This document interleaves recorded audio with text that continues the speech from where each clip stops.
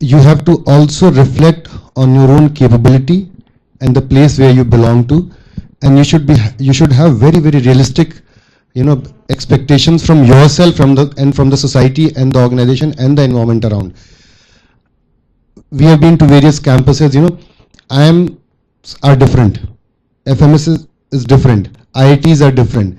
There are tier 2 institutes which are different, there are tier 3 institutes which are different, and every institute needs to have its target very, very clear.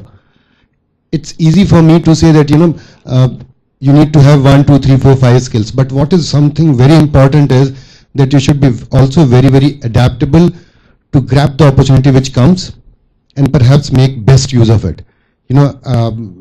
I might have been good at something else in my life, but finally I landed up somewhere else and I tried to make best out of it.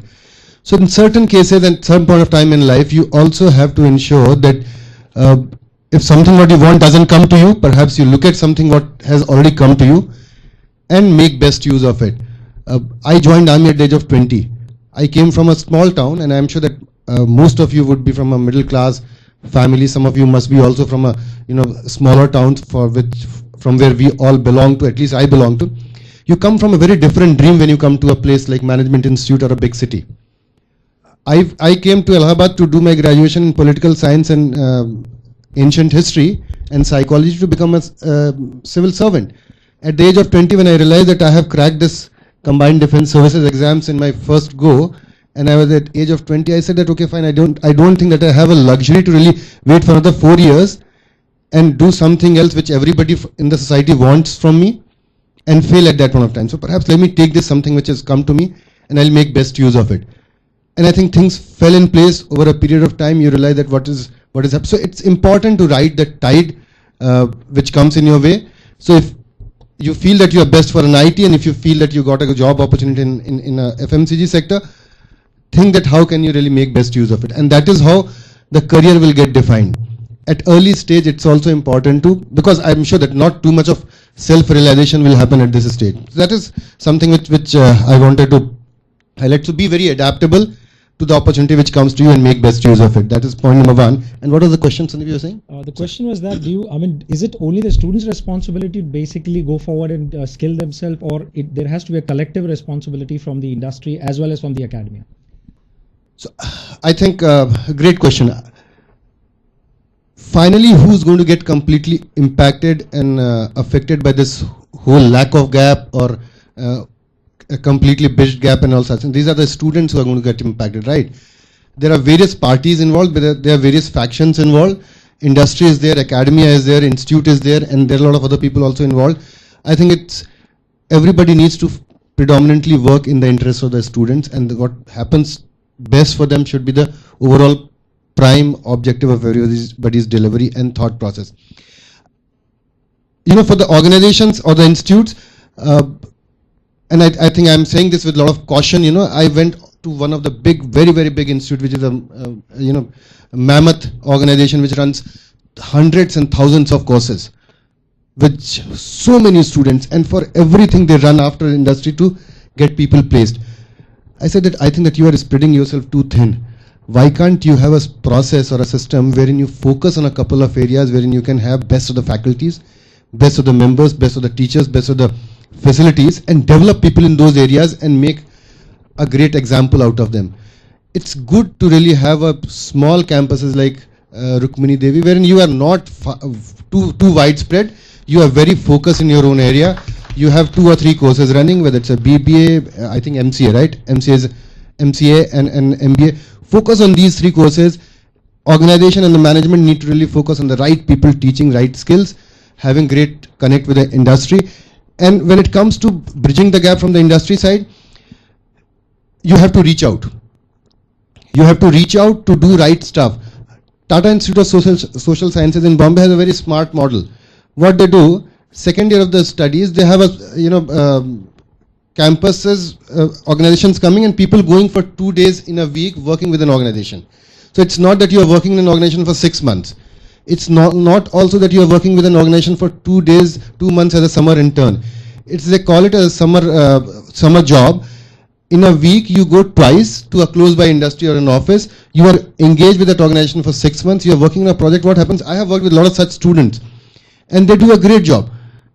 They come down 6 months, they do a huge amount of projects in every field, every area. They come to know the organization, and you also build a lot of rapport with the industry leaders, and it helps not only establish you but also establish the institution as such. It's from our side, it's important that you reach out and you look at the right projects, take help of people who are guiding you in doing the projects, and make a great purpose of that project what you're doing. A lot of projects, 80%, 90% projects may not really be delivered well. 90% of the time the projects are not delivered well because you have not been coached and guided well by the industry managers. And I think I should take it on my chin by saying that yes, people don't get time to really spend time with the students. How do you still ensure, with the help of faculty members, with the help of other people in the industry and the organization, with your peers and colleagues, to make use of that opportunity to create an impact in an organization? And as an organization, I think when it comes to Make My Trip or any other occasion where I have worked, I think I have really had a free rein to the students who have come to me, and I have allowed people to work on a project. So I think that in case anybody would be interested in working on a project, working with me, working with the team, I think one would be very, very happy to bridge this gap, at least by offering a quality type of a project and services to the student. Thank you so much. Well said. Going forward, I would want Sebastian to basically add on to it, as in, when we say that the academic needs to, contribute. Now, one of the often suggested this thing is that academia design co-curriculum or co-create curriculum with industry. How do you see that helping towards bridging this gap? Yeah, I will come back and respond that. But before that, I have 2-3 thoughts which I would like to share with you. Actually, building on what Yuvraj mentioned on focus, which to me it's a very powerful word by itself. And unfortunately for us, the WWW is creating a lot of problem for us, because there is so much of information available that we actually are in a race to gather information rather than reflecting on what we have gathered. Most importantly, it is very important that you focus on what exactly you want to do in your career, and in order to do that, you need to do the practice right now. So therefore, to an extent and on a continuous basis, be an original thinker. Okay, all the information that you get and all that you gather are actually aids for you, that is to help you in your reflection. Don't take those inputs as sacrosanct. You need to build on those information and then come out with your own knowledge around that. That will make very, very powerful professional that you will become. And in order to do that, I always actually talk about something we call 2-2-2, which means that try and find out what are the 2 industries that you really want to know more about.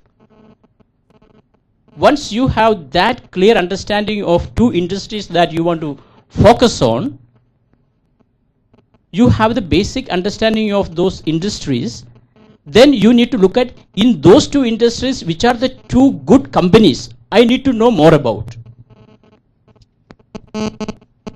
So once you have that clear focus on what you want to understand on 2 organizations, for example, if I am very keen to know more about Make My Trip, which is a part of the travel tourism industry, it is important for me to know what is travel tourism industry is all about. And in this travel tourism industry, what are the activities of Make My Trip? And within that, whether it is Yatra or Make My Trip, whichever 2 companies that you want to follow, you look at that, what are the 2 important values or functions that you should want to focus on. In Make My Trip, for example, if it is all about marketing, do I know what is marketing? And if I ask this group, what is your understanding on marketing, and say in 2 words, am I in a position to define marketing in 2 words? That is my strength. So I am asking this question to all my students here, what do you understand by marketing? and you have to define in 2 words. How will you do it? Come on, guys. What is marketing? MBA 2 students. words. 2 words.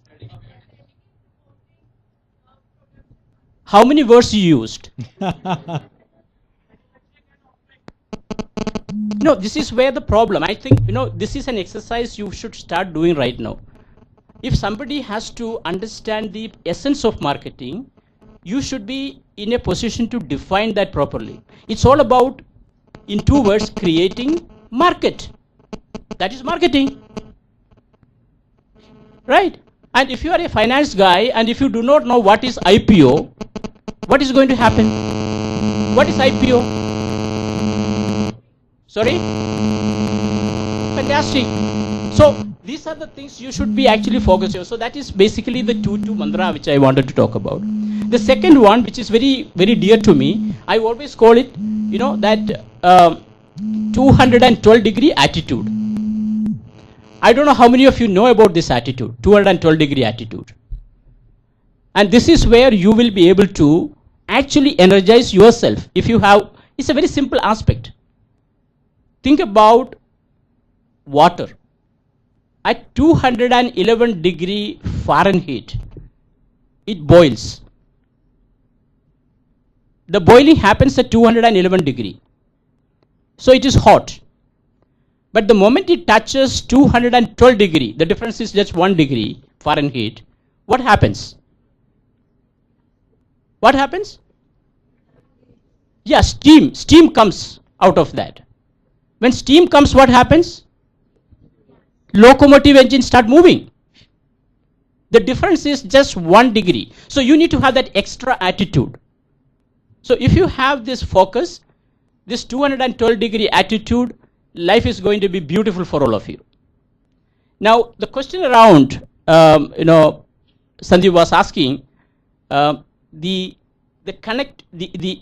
responsibility of the 3 stakeholders, the students, the academia, and the corporate.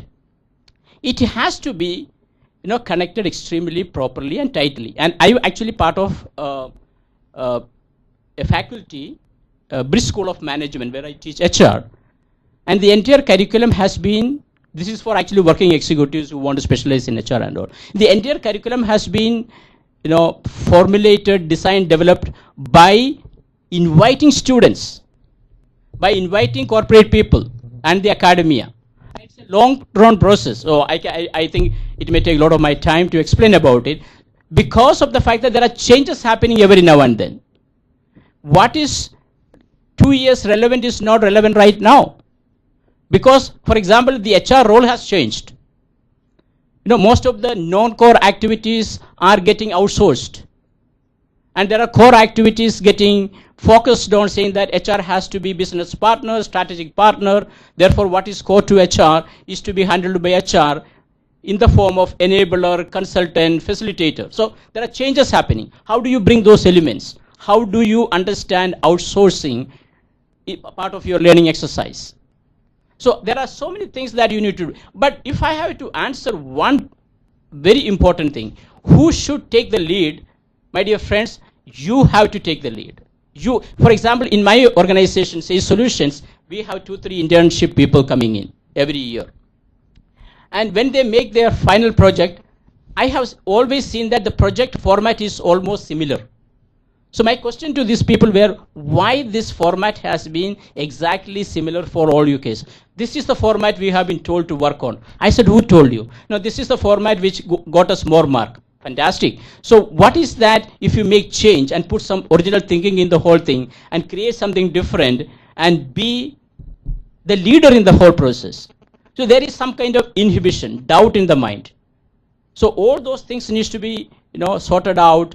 But ownership lies with you, because your development is in your hand. You have to push the agenda.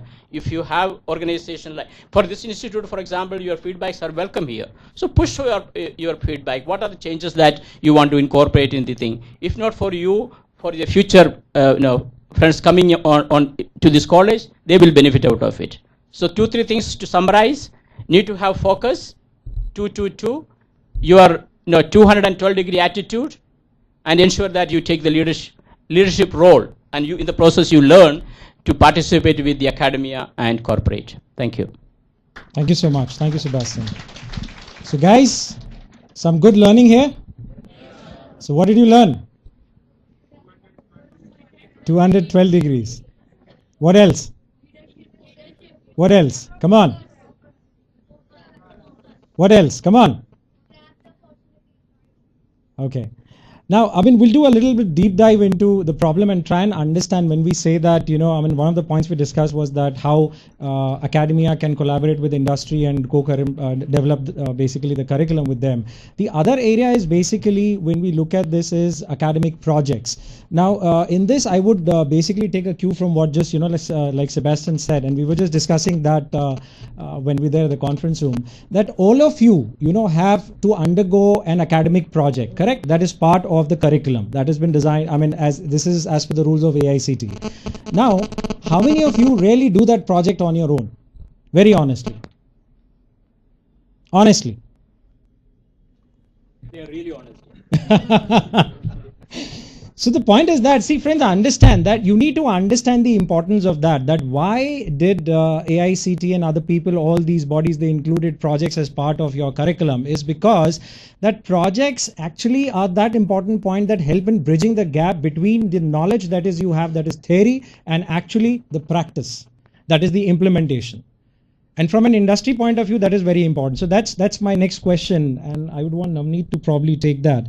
Navneet, according to you, I mean, how these academic projects can really help in bridging this gap?